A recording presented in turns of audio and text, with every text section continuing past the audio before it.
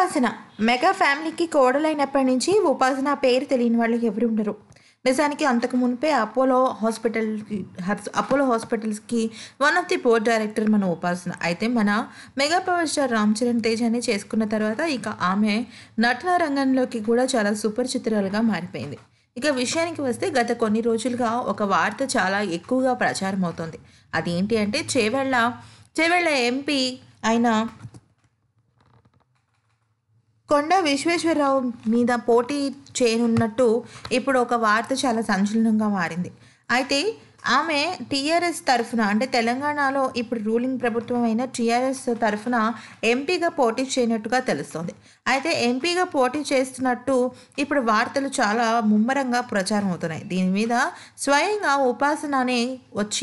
కొణిదెల ఉపాసన వచ్చి ఆ రూమర్స్ని క్లారిఫై చేశారు. నేను ఎటువంటి పోటీ చేయటం లేదు. ముఖ్యంగా నాకు రాజకీయాల్లోకి ఇప్పుడే రావాలనే ఆలోచన లేదు. అయితే ఇప్పుడు నేను చేవెళ్ళ ఎంపీగా పోటీ చేస్తున్నాను అనేది నిజంగా ఒక రూమర్ మాత్రమే. అయితే నేను దేశసేవ పరంగా, సంఘ సేవ పరంగా చాలా ముందడుగులోనే ఉన్నాను.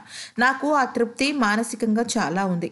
ఇక అంతేకాకుండా నేను ఈ మధ్య కాలంలోనే ఒక బిజినెస్ మీటింగ్కి వెళ్ళాను.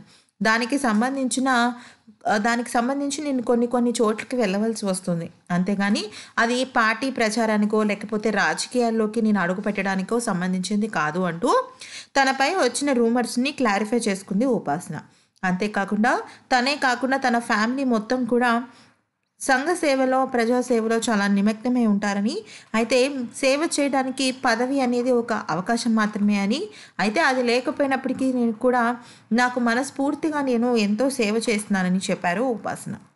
మరి విన్నారు కదా ఫ్రెండ్స్, ఇటువంటి ఎన్నో వీడియోస్ కోసం దయచేసి మా ఛానల్ని లైక్ చేయండి, షేర్ చేయండి, సబ్స్క్రైబ్ చేయడం మాత్రం మర్చిపోకండి.